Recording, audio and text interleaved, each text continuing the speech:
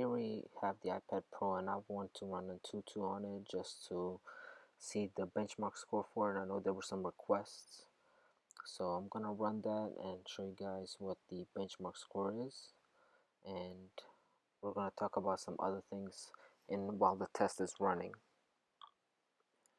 Apple has done a great job at designing the A9X chipset, which actually gets a lot of performance increase since the 88X and the A9 running in the iPhone 6s and 6s Plus. Now the device can be compared to the MacBook, and some of the tasks it can perform even faster, but it is also running a mobile version of the operating system, which hopefully we'll see even more apps down the road.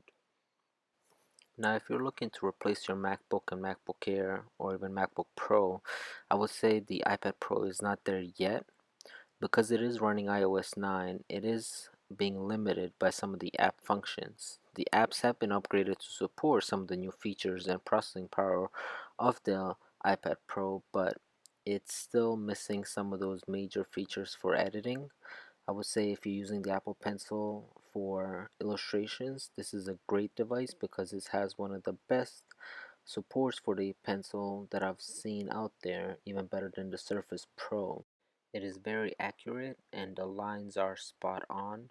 There's no lag that I can even notice, and being that Apple has made every pixel engage when they use the Apple Pencil, it's very smooth. So for illustrations, it's definitely a win, and I think that's what most people will be using it for, other than maybe even media consumption with the large screen, which is nice when you're traveling, but also at home. It's much better than the iPad Air 2 for watching movies and TV shows. Alright, so we're coming close to an end with finishing the AnTuTu benchmark, and then we're gonna just take a look at the score.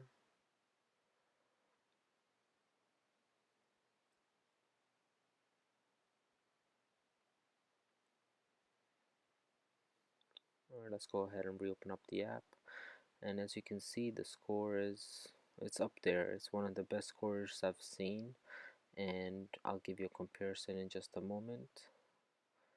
And here we go, we'll see where it rates. So compared to the iPad Air, it's way better.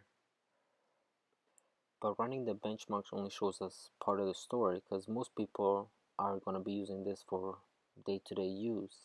So here I'm going to compare it to the iPad Air 2 just to see if there is a big performance difference. And running your regular day-to-day apps, I was actually not able to find a big difference. The apps and the web pages load about the same. So if you have an iPad Air 2, I think you'll be fine. So why would you buy an iPad Pro? If you do illustrations, if you do some video editing and you want it to increase the speed of the processing, it does do that. And the other thing is, if you are somebody that consumes a lot of media, which I would say this device is perfect for it. Now I use my iPad Air 2 for most of my projects, and I do watch movies sometimes at the same time just to kind of keep busy while I am doing other things. And with the iPad Air 2, the space on it is kind of limited. The Pro gives you way more space, so more work area, but like I said, it's still manageable. I can do a lot of things on my iPad Air 2 that I can do on the iPad Pro until iOS 10 comes out and maybe adds more features, or until the apps become more robust. At this time, if you have an iPad Air 2, I would say save the money, wait for the next generation.